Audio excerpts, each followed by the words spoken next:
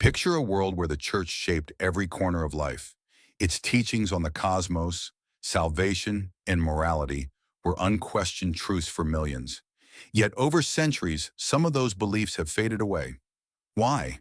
Science, history, and deep reflection within the church itself have sparked changes that might surprise you. In this countdown from 10 to 1, we'll dive into 10 things Catholics no longer hold as fact, and the fascinating reasons behind each shift. These aren't just relics of the past. They reveal a faith that's evolved with time. Ready to uncover the story? Let's begin. Number 10. The Earth as the center of the universe. For over 1,000 years, the Church taught that the Earth was the fixed heart of creation, with the sun, moon, and stars spinning around it.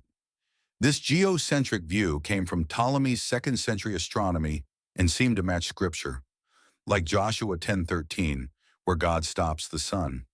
It wasn't just science, it was theology, placing humanity at the center of God's plan. Then came Nicholas Copernicus in 1543, arguing the Earth orbits the sun. The Church resisted. Galileo faced trial in 1633 for pushing this heresy. But by the 18th century, telescopes and math proved heliocentrism undeniable. Today, Catholics embrace a universe 13.8 billion years old, seeing no clash between science and a God who crafted it all. Number 9. Limbo for unbaptized babies. What happens to babies who die before baptism? In the Middle Ages, theologians like Augustine wrestled with original sin and proposed limbo, a neutral afterlife, free of hell's punishment but outside heaven's joy. By the 13th century, Thomas Aquinas refined it, picturing a place of natural happiness. It was never official doctrine, but priests taught it for centuries, offering comfort to grieving parents. Doubts grew in the 1900s as people questioned why a loving God would limit mercy. In 2007, the Vatican's International Theological Commission called limbo a hypothesis and urged hope in God's grace instead. Now Catholics pray these children rest with Him, a shift rooted in trust over rigid rules. Number 8, the literal 7-day creation. Genesis 1 says God made the world in 6 days, resting on the seventh, a timeline Catholics once took as history. Early church fathers like Basil of Caesarea defended it, seeing it as proof of divine power. Then in the 19th century, geologists found fossils millions of years old, and Charles Darwin's 1859, On the Origin of Species, introduced evolution. The Church didn't budge at first, but Pope Pius XII's 1950 encyclical, Humani Generis, cracked the door open, saying evolution could align with faith if God guided it. Today, most Catholics accept an Earth 4.5 billion years in the making, viewing Genesis as a poetic truth about God's role, not a literal clock. Number 7. Indulgences as a direct payment for salvation. In the 1400s, indulgences were big business. The Church said certain acts, or cash, could shorten your soul's stay in purgatory.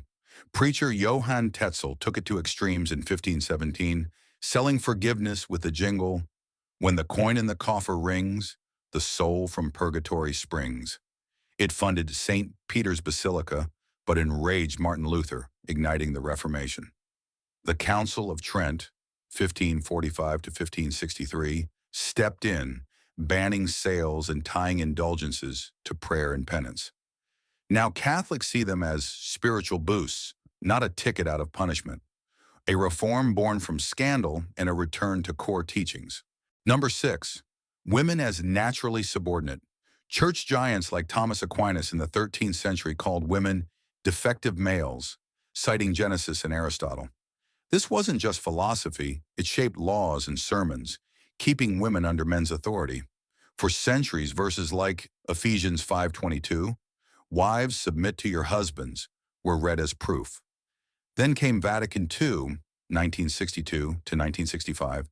Its document Gaudium et Spes declared all humans equal in dignity, no exceptions.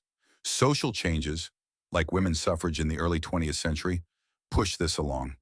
Today, while priesthood remains male, Catholics reject old hierarchies, reflecting both faith and a world that's moved on. Number 5. Latin as the only language of worship. Latin was the Church's voice for over 1,500 years, Every Mass from Rome to remote villages echoed its ancient words. It symbolized unity and holiness, rooted in the Roman Empire's legacy. But by the 20th century, many couldn't understand it. Vatican II's Sacrosanctum Concilium in 1963 changed that, letting priests use local languages. The first English Mass hit U.S. parishes in 1964, and now only 1% of American Masses use Latin per a 2020 CARA study. Traditionalists grumble, but most Catholics welcome a liturgy they can follow, a shift prioritizing connection over custom. Number 4, hell as a physical fire pit. Medieval art shows hell as a pit of flames, demons prodding sinners with pitchforks. Verses like Mark 9:43, unquenchable fire, fueled this image, and preachers used it to scare folks straight. It stuck for centuries. But 20th century scholars dug deeper into Scripture, and in 1999, Pope John Paul II called hell a state of separation from God, not a literal furnace. The Catechism, 1992, echoes this, focusing on choice, not geography. The change softens fear tactics, urging Catholics to seek God out of love, not dread of a fiery end. Number 3, the Pope's authority over secular rulers. In 1077, Emperor Henry IV stood barefoot in snow, begging Pope Gregory VII's forgiveness, a sign of papal muscle. The 1302 Bull Unum Sanctum claimed popes outranked kings even in politics. This theocratic flex lasted until the Renaissance, when nation-states like France and England pushed back. The final blow came in 1870 when Italy seized the Papal States, ending the Pope's earthly domain. Now his power's spiritual. Think Pope Francis on climate change, not crowns.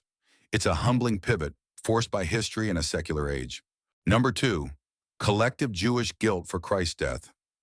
For centuries, some Christians wrongly blamed the Jewish people for Jesus' death, misreading Matthew 27:25. This fueled discrimination, even violence. After the Holocaust, the Church reflected deeply.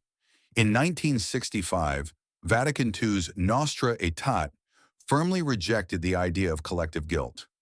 Since then, popes have fostered Jewish-Catholic dialogue, like John Paul II's 1986 synagogue visit. Today, Catholics embrace reconciliation and reject all forms of anti-Semitism. Number 1, exclusive salvation through the Church. Outside the Church, there is no salvation. Cyprian's 3rd century words were law for ages. It meant only Catholics got to heaven, others were out of luck. The Church guarded this line fiercely, especially during the Reformation. But Vatican II's Lumen Gentium, 1964, rewrote the rule.